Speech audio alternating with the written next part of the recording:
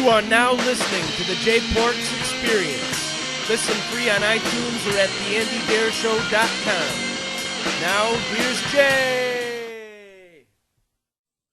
Yo, what is the word, people? Welcome to another action-packed edition of the Jay Porks Experience, the Porks Cast, coming to you live from the place where I will die alone, here in jolly old Staten Island. How you guys doing? Doing good? Are you snowed in? Neither am I. I'm not snowed in. Snowmageddon. That's this week's story. This week's story is the historic snowstorm that's gonna touch down in the Northeast this week. Everybody stay home. Lock up your kids. Get your bread, your milk. Fill bottles of water. Get ready for the power outage. Because there's this new thing on the block. There's a hip new thing. And it's called snow. Anybody who starts a sentence with, "Did you see the news?" to me, deserves to be shot. That's just how I'm going to look at things. If you say, "Oh, did you see the news?" you need to be shot. And you know what got me going? It's the tables. The tables at work got me going. I was at work on Sunday. Sunday morning. It's actually Sunday morning. It was 2 o'clock in the afternoon on Sunday. And I look at my text. It says, do you want to work? I'm like, okay, I'm not doing anything. I'm sitting here staring at the wall, so I might as well. And all these tables are talking about is the snow and the upcoming snow that's going to come, because on Sunday nothing had happened yet. And so all these people want to know how I'm getting to work on Tuesday. And I'm like, there's the bus, there's cabs, I can fly, run, walk, bike. I can do all those other things that I've been doing for all these years that snow has been invented. Snow is not new. In the last couple of years, every time it snows, people want to hide your kids, hide your wives. It doesn't make any sense to me. And when you say things like, "Did you see the news?" you have to keep in mind that the news is a television show above anything else. And they don't care about you. The news isn't here to inform you about things that are happening because they want you to live a good life. That's not what the news is about. The news is a television show, and television shows get ratings. And ratings decide what sponsors buy ads during those commercials, during those TV shows, what anchors stay on TV, all that stuff. What news shows stay on, what news shows staying on the air, period. It's all about ratings. And the fear-mongering campaign run by the fucking media, and I know I sound like I'm 60 years old, it's a fear-mongering campaign. That's what went down. Because if the news, you're never going to turn on the news and they're going to tell you everything's great. It's never going to happen. That is never, ever in the history of life going to happen. But what they will tell you is to hide in your house. They will tell you that it's a state of emergency for New Jersey and New York, and they'll tell you that. They'll tell you the 9 things that can kill you in your kitchen. Here's a hint, all of them. Everything in your kitchen can kill you. And listen, I'm sitting here right now recording this podcast. It's snowing outside. It's Tuesday morning. It is snowing. It's snowing the worst it snowed all year. It's nothing historic happening out there. But I never said it's not going to snow. I'm not here saying that the snow isn't going to be a problem for anybody. I'm just never going to be the I'm snowed in and can't get to work guy. That guy doesn't have a job. That will never be me. And the way the customers looked at me. "What are you doing on Tuesday?" "Me? I'm coming to work. It's pasta night." "Oh, really? How you getting here?" Like as if they were mad. They were upset that I was gonna come to work. What the fuck's it got to do with you? In what world are you affected? But are you coming to eat on Tuesday? If you're not coming to eat, then shut the fuck. How are you getting here? There's not gonna be any buses. What are you gonna walk? Are you gonna walk here? Is that what you're gonna do? Some people in life are financially able for when it snows.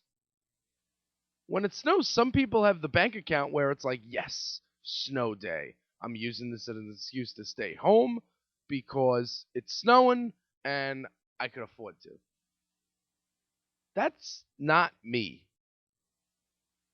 Even if I go to work, which I still don't know. Actually, right now I don't know if I'm going to work yet. It's 8:22 Tuesday morning.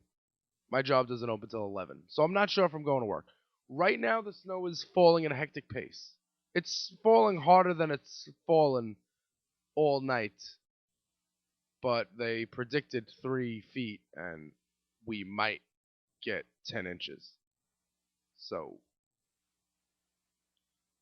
Snowmageddon was an inside job. I read that Jason Whitlock tweeted that last night. That's what it is. It's either Snowmageddon or Snowgazi. It was an inside job. I'll read the tweet right here. Jason Whitlock works for ESPN. He's a sportscaster. Country ruled by fear-mongering and cable news channels. Every politician living in fear of being roasted by a TV talking head. Hashtag Snowgazi. And you know what really... I know I started a lot of sentences with what what really bothers me, but Hurricane Juno or Snowstorm Juno, like Alaska. Really? How stupid are you people? I mean, how dumb are you? Oh my God, the snow. Meanwhile, just gonna reach for my phone really fast here, and I'm gonna play Sam Champion Weatherman here.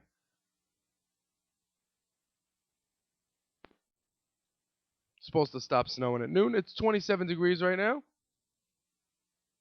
Denver, it's 43 degrees at 8:24 in the morning.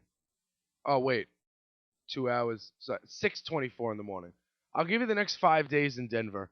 61, 46, 52, 37, 45. I'll give you the next 5 days in New York. 30, 36, 36, 21, 28. And in one of those states, you can go into a store and buy pot and not be a criminal. So, if you needed any more reasons why to, if I needed 2 more reasons to move to Colorado, there they are. It's warmer right now, and when it snows in Colorado, people don't cry. It's not the end of the freaking world. And listen, I don't like being cold. I'm cold right now. I'm hunkered up. I got a blanket on. Freezing. And do I want to go to work? Does anybody want to go to work? Unless I worked at a sex and drugs factory. No, I don't want to ever go to work. But financially, I need money to keep living. That's what I need to do. So even if no tables come in, I need to make the $18 for the shift. I need that. Cigarettes at $12.50 here in New York City. I don't know where you're from, but where I'm from, they're expensive.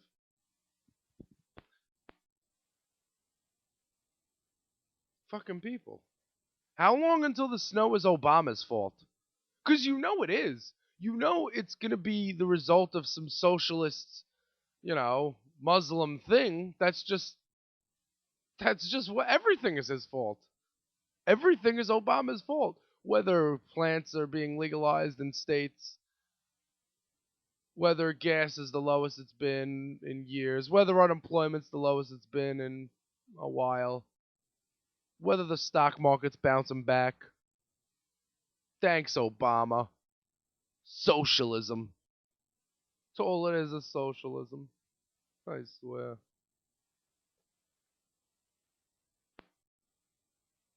Alright, I'm moving off the weather. Sundance. This weekend. This weekend? Yeah, it was the weekend. Oh man, I'm losing track of the days. Um,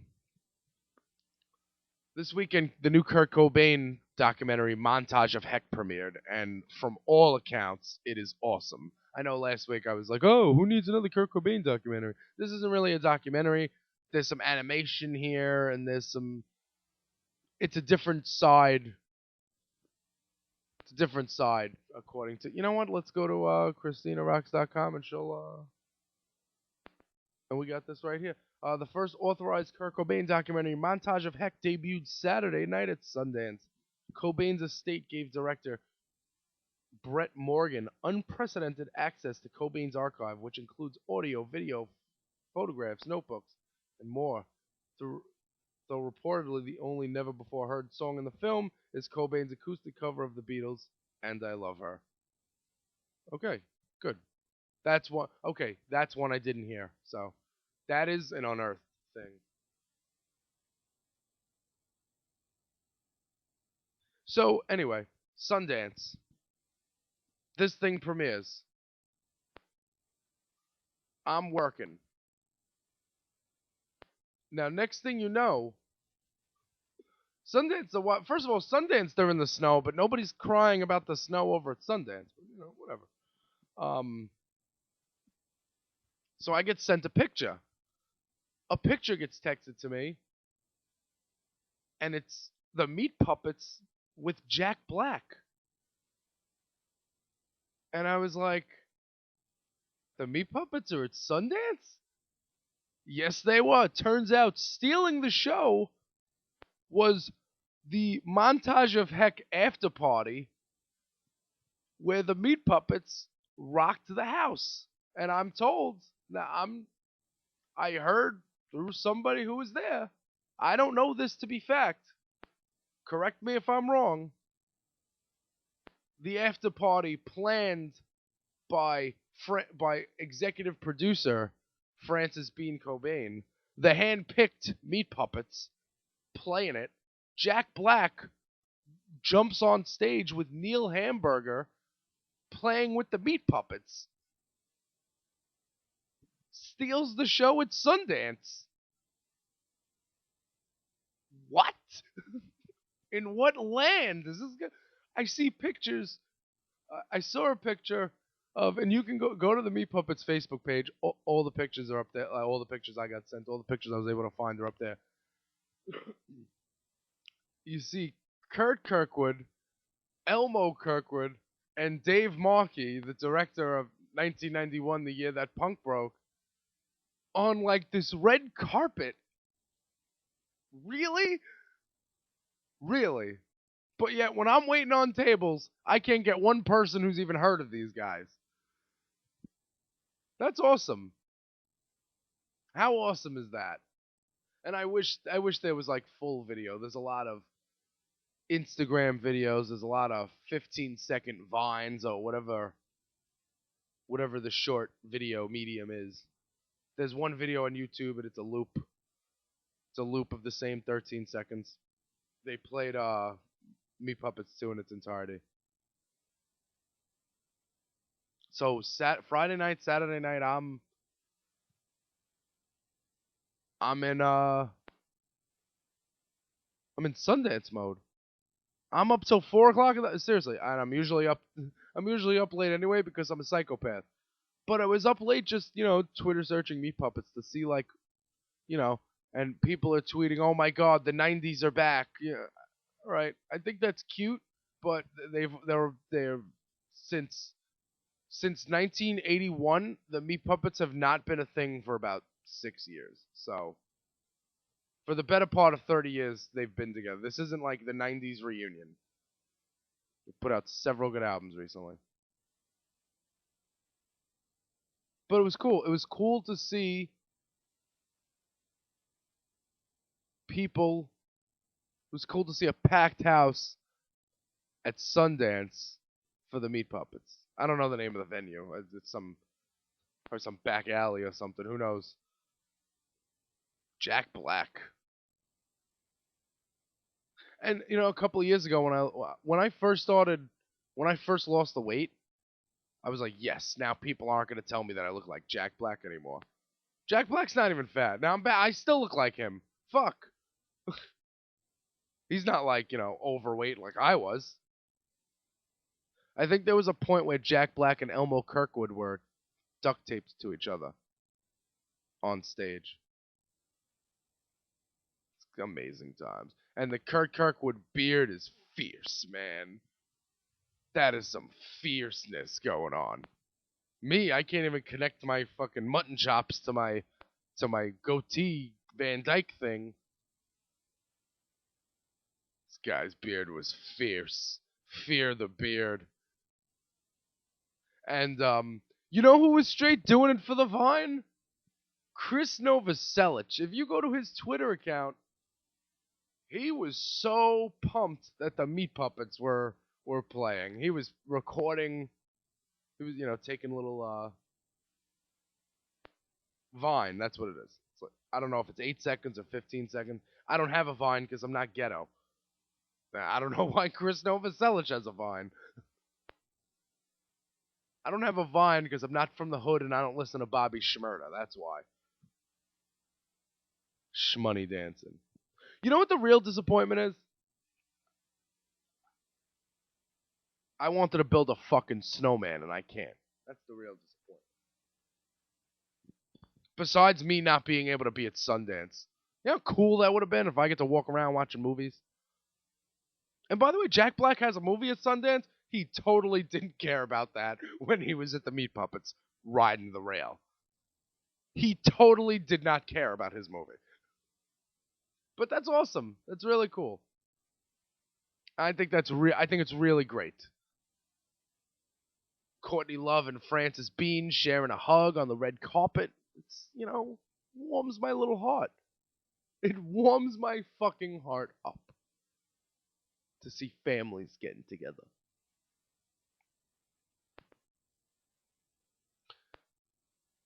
You know what really, let's switch gears really fast. Last thing in the first half. Because I meant to touch on this last week. I meant to get into Super Bowl and stuff last week. I didn't. I'm sorry. Deflategate.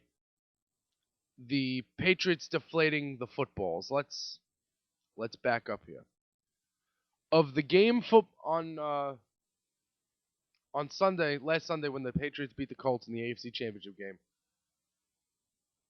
was it 11 of the 12 footballs that the Patriots were using were found to be underinflated.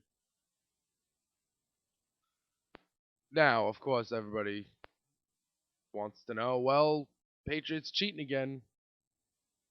People want to know why didn't the Colts say anything during the game about these balls? Obviously, if the balls are deflated, somebody on the Colts is going to know about it, right? Wrong, and I'll tell you why. The NFL has these wacky rules. See, the National Football League, big business in America, they let the teams bring their own footballs. So each team has 12 footballs that they bring to the game, and they use those footballs. The other team doesn't use those footballs. The other team uses their own footballs. These balls are not, it's not like there's an NFL representative who watches these footballs. These footballs are the responsibility of a ball boy / equipment manager who is employed by each team. So when they found the balls to be deflated, Bill Belichick got to the mic, and when I thought Bill Belichick was going to say we're on to Seattle, because he just doesn't talk. Bill Belichick's press conferences are like watching fucking, I don't know, like watching something really boring that you get no information out of. I'm really bad at analogies. I think it's taken me a couple of episodes for you to realize I am terrible at analogies, so I'm just gonna stop making them.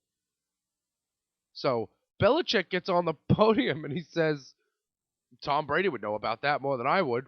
Immediately throws his Hall of Fame quarterback under the bus. I don't know anything about that. He says, I've never in the history of my coaching career even discussed the deflation or inflation of footballs. The air pressure in the footballs. Now, if there's a little less air in the ball, it's easier to handle. The Patriots won 45-7 or something like that. I don't think the balls had that big of an impact.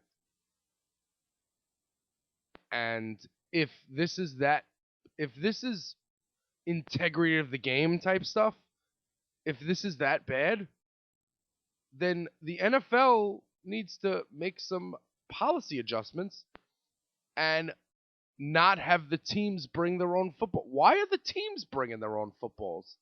This is big business. I don't understand why I don't understand how you can have the teams are handling the footballs and you think, I'm surprised this hasn't happened before. Why wouldn't you underinflate the balls? Nobody's watching you.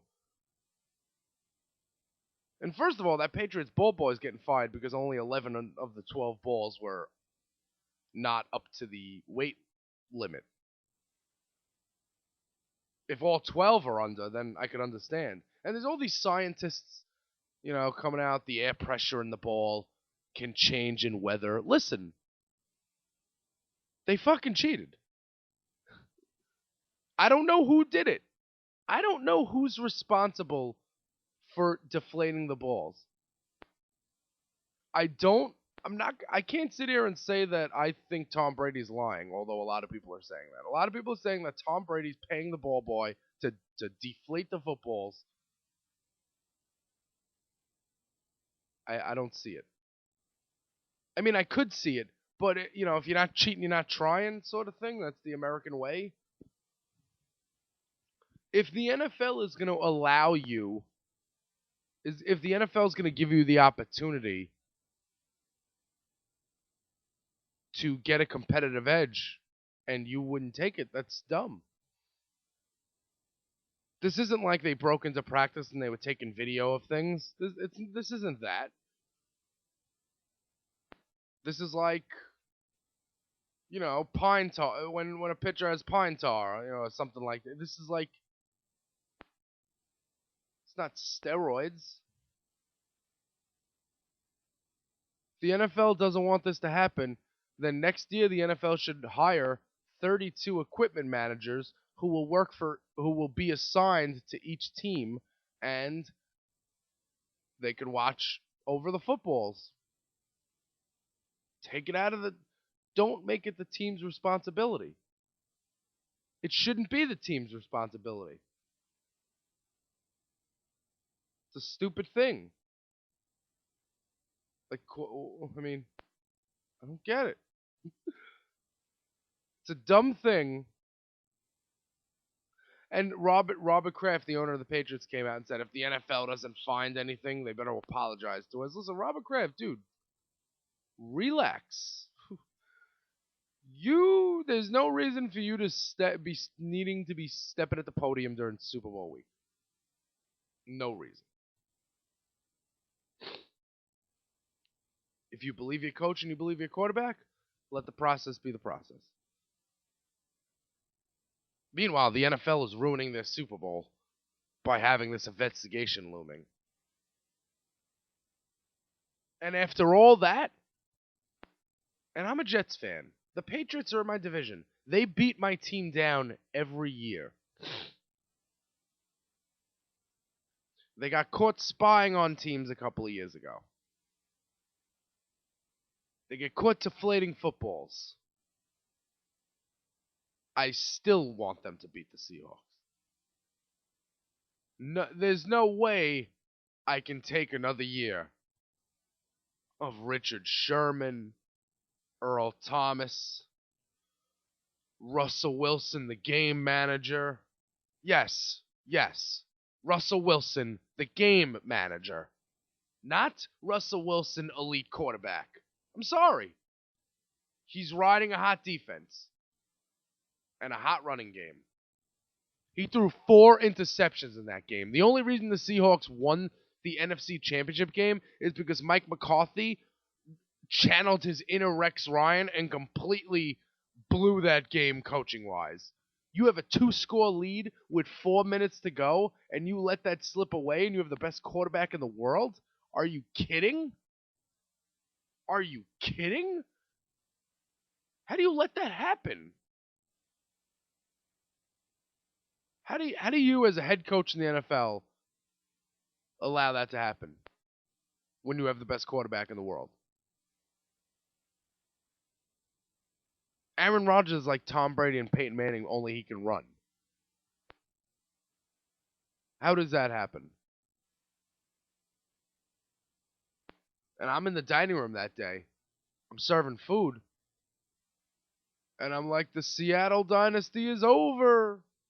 And I'm celebrating. I'm like, bye, Richard Sherman. Bye. And all my tables are agreeing with me. They're like, yeah, I hate that guy. They're calling him. They called Richard Sherman something in Italian. I don't know what it means. But I'm going to assume it means something along the lines of asshole. And then we were all mortified. Mortified when they came back. Russell Wilson's a game manager. That's what he is. He's a guy who, if he doesn't throw... See, he threw 4 interceptions and they won the game. He managed to keep his team in the game long enough so his defense can make plays and they can come back. Meanwhile, Richard Sherman's walking around. He's got one arm, and Aaron Rodgers threw to Richard Sherman one time. Richard Sherman picked him off. Then Richard Sherman hyperextends his elbow. He's got his arm bent the whole game like it's in a sling. They don't throw back to him. You've got to be kidding me. Great coaching. Great quarterbacking. Packers really choked that one away. Man, you're up 2 scores. 2 scores. 2 scores with 4 minutes left. Besides the fact when you let Seattle score on the fake field goal, if there's one team, if there's one coach I'm looking at, and I'm thinking watch the fake, it's Pete Carroll's dumbass. It's the Seattle Seahawks. That's the one team I'm waiting on for the fake. Trust me. Not a soul suspected that they were going to fake that. Well, there you go. That's how you lose games. Think Bill Belichick's going to get caught out there in the Super Bowl, getting caught not watching for the fake? I don't think so. He's going to be too busy figuring out how to deflate your helmet or something. Oh, boy. We'll get to do some music back after this. Hey everybody, this is Andy from the Andy Dare Show, just thanking you for checking out the Jay Porks Experience. If you want to learn more about Jay, follow him on Twitter at JayPorks. Follow him on Instagram at JayPorks. JayPorks.com for the podcast, articles, pictures, you name it. There's a running theme here. It's Jay Porks. So for 2015, if you want to support the Dare Podcast Network, all you got to do is go to theandydareshow.com and click on the Amazon banner, and you will be tipping your cap to the Jay Porks Experience and all the fine broadcasting here at Dare Network. Thanks for listening. And back to the Jay Porks Experience. And we are back. So, the news is for ratings. I got some other things that are for ratings that don't pretend like they're here to inform you about things. A couple weeks ago I mentioned we're going to do we got some great television coming in February and March. And it's rare that I get excited for things that are on TV because I am definitely a kind of guy who doesn't watch anything that is currently on. Like all the shows that people get hyped for, like Sons of Anarchy, Walking Dead. I'm not American Horror Story. All that stuff is not Sonic Highways. All that stuff is not stuff I'm interested in. But in February, we're going to have a couple of things on tap. We've got the return of Last Week Tonight. That's right, folks. John Oliver. John Oliver is coming back to bring you half hour nightly news on Sunday nights on HBO. And I mean, it's just going to be chock full of goodness. The only news show I watch, because it's not usually pertaining to things that are happening immediately around me. It's a lot of world news stuff. You learn a lot from John Oliver, unlike watching CNN, who predicts 3 feet of snow, and we've only got 8 inches of snow. Do people in California complain that it's hot? I mean, come on. So we got Last Week Tonight coming back this February. We also, in March, Community returns, but it's not coming to television. Community will be the first television show, the first show that is on Yahoo Screen exclusively. Netflix has shows, has their own original series like Orange is the New Black, and I think House of Cards is another Netflix original series. Is it House of Cards or House of Lies? Anyway, one of them is on Netflix exclusively. They might both be. Who knows? Yahoo Screen. Remember last year Yahoo announced that they were going to have a live concert every night, and they were going to have a streaming service, and they were going to start providing things like Netflix. So, you know how, like, if you're ever looking for an old Saturday Night Live sketch and it's not on YouTube because NBC is copyright Nazis, check Yahoo Screen. It's all on there. All the, what's that? The motivational speaker, Matt Foley, motivational speaker, that's on there. Eddie Murphy doing Mr. Robinson's Neighborhood, that's all on Yahoo Screen. Celebrity Jeopardy from Saturday Night Live, those are so fun, and that is all on Yahoo Screen, along with the 6th season of Community premiering in March. I don't know what day, I don't know what time. I'm just pretty excited. But folks, taking the cake in February, the new show, Better Call Saul. I don't think I've been more excited for anything in the world, minus trips to places where I can buy weed in stores. Now, in case you're unfamiliar, Better Call Saul is a Breaking Bad spin-off with a twist. I know you're wondering how a spin-off can also have a twist. You're probably wondering there's a lot of twisting. I understand, but it's a prequel. It takes place roughly 10 years before Breaking Bad even happens.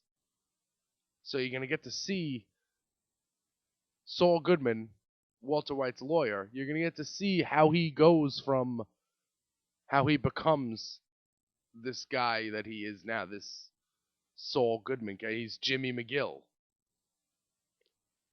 But he's going to turn into Saul Goodman. And all the previews, all the trailers I see are absolutely amazing. And all of the articles I read about it, whether it's Billboard or International Times or something, whatever it is, they're all saying that it might be better than Breaking Bad. That would be awesome. I'm just hoping I just want a bunch of it's great that Bob Odenkirk finally has a show.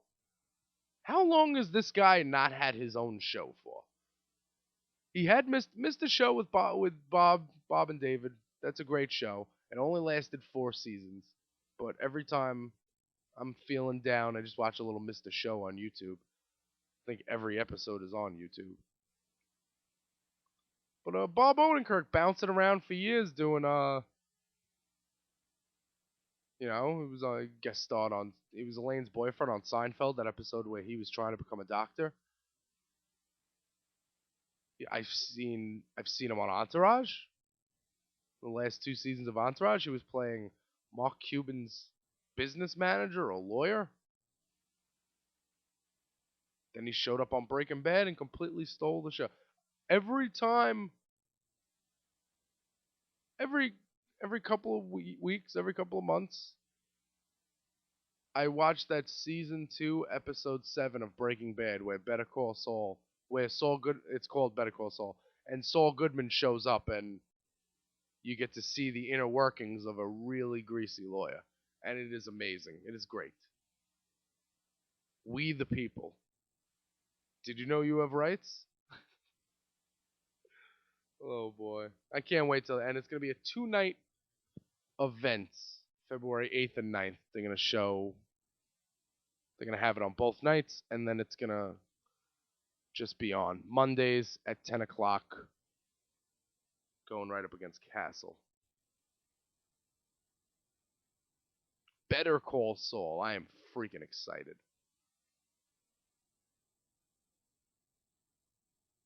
All right. We'll skip the email segment this week. We're gonna get to the headlines, which are powered by Annie Quiet. What do we got?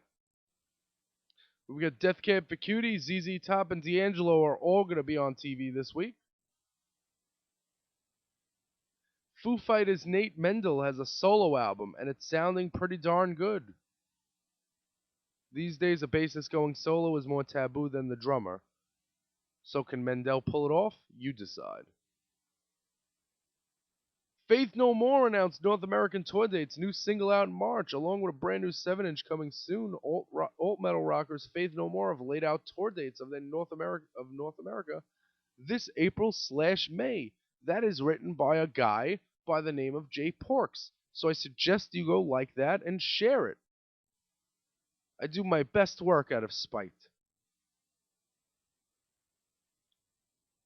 And Mastodon and Clutch are set to tour America. That happened last week, right when I was done recording.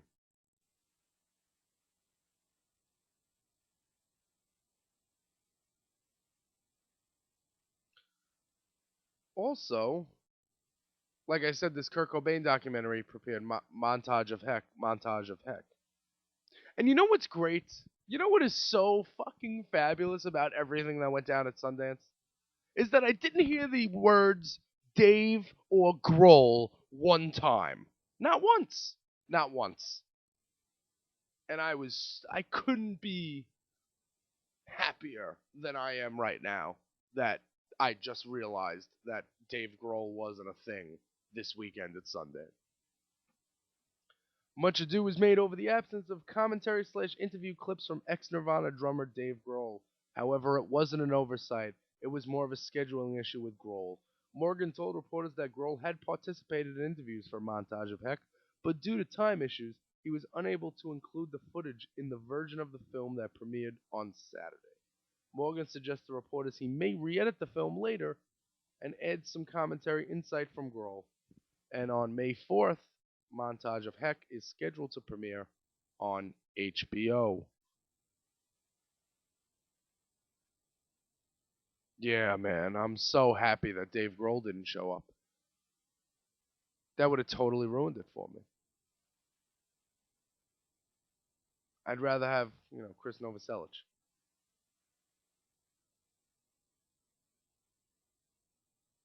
Okay. Also, in news where you say they're still together, Tom DeLonge has left Blink 182. What is your age again? I guess this is growing up.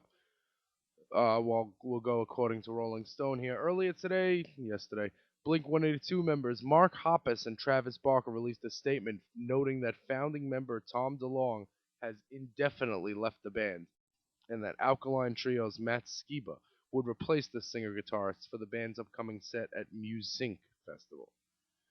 DeLong countered shortly after, posting on his Instagram, "I never quit the band," calling the press release weird and questioning its legitimacy. In an exclusive, candid interview with Rolling Stone, Mark Hoppus and Travis Barker set the record straight on the band's inner turmoils, album delays, and ongoing frustrations. And,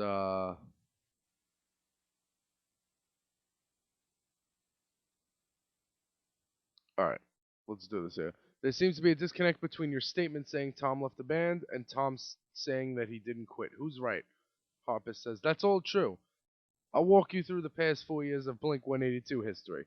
For the past 2 years, we've been working with a bunch of different labels trying to get a record deal because the three of us collectively decided that we wanted to make a record with a partner. A few months ago, Travis had this festival that he's the co-owner of and presenting, and he asked Tom and I if we would play, and we said no problem. At the end of December, we were finalizing our record deal and on Christmas Eve,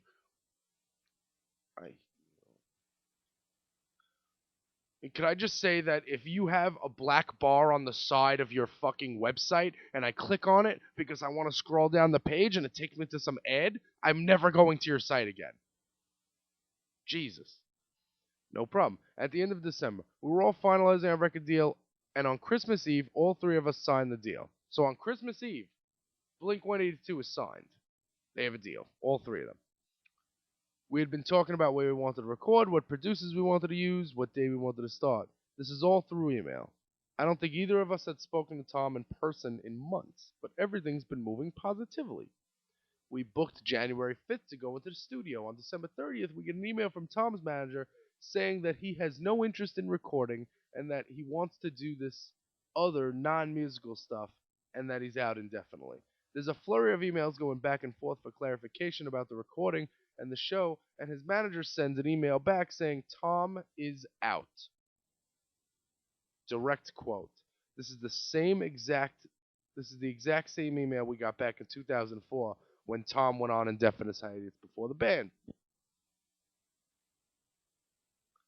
So from your point of view, there was no ambiguity? Absolutely. Every single thing that we've heard from his camp, from emails from his manager to our production team, was Tom is out indefinitely. For the foreseeable future, Tom is done. What was your initial reaction to the email? Hoppus. To be honest, I wasn't that surprised because his attitude leading up to that had not been excited, not interested. Even though we'd been talking about recording and dates, things kept getting pushed back. Blink was supposed to start recording a new album 2 years ago, and then it was, we need a record deal, because it was relayed to us that Tom didn't want to spend his own money going forward. Even our managers were saying, we'll put money in to start the process. We respected that Tom's camp was adamant that we needed a label. There were huge emails in capital letters. We need a label. It's hard to cover for someone who's disrespectful and ungrateful. To say I didn't quit the band is just untrue. It's disingenuous.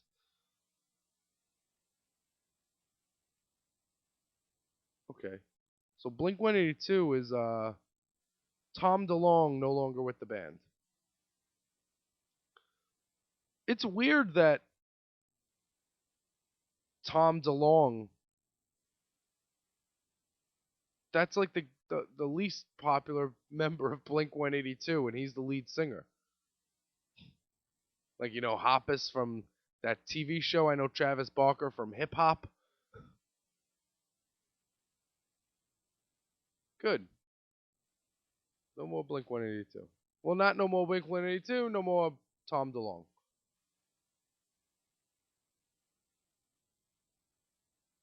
What else is going on here?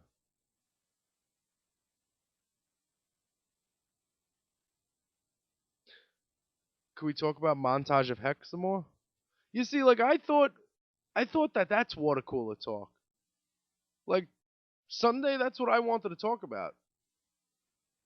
Like, people like, hey, did you see the news? I want to be like, hey, did you hear about the Kurt Cobain documentary that premiered at Sundance? Like, does anybody want to talk about things I want to talk about? My life is like a search. It's the never-ending search for trying to find people who I want to talk to about things I want to talk about. Not, how long do I have to pretend to be interested? How long?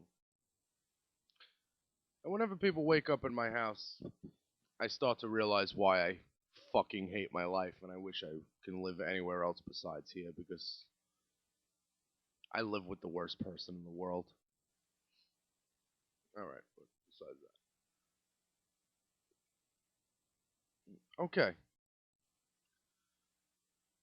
You know what, we'll get to the list of websites you need to go to help keep me in business, and then I'll get up on out of here. We've got concertconfessions.com, never forget about that. That's for all your live music news and reviews for the fans, by the fans. We're going to have some new stuff coming soon, without a doubt. I'm going to go see some stuff. Maybe I'll go see Faith No More in May. We've also got ChristinaRocks.com, Hang the DJ, 89xradio.com every Sunday morning. That's the Time Warp. It's throwback alternative.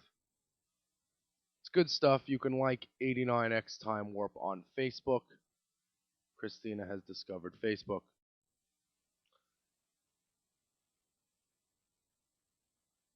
I froze up there for a second. TheAndyDeerShow.com. That's for all your Deer Network podcast needs, whether that's the Tyler Cale Show, whether that's the Andy Deer Show, or whether that's the smooth, sultry tones of the Porkscast, the J Porks Experience. That'd be right there at TheAndyDeerShow.com. Never ever forget the the. Also look for us on YouTube, look for us on iTunes, podcast app, Stitcher Radio, anything else that. Any other mediums that we're going to rock on, we're going to be rocking on there. And of course, every week, your headlines are powered by Antiquiet. Till next week, folks. Whiskey, weed, and Warren Zevon. Late. This has been the J Porks Experience. Thank you so much for listening.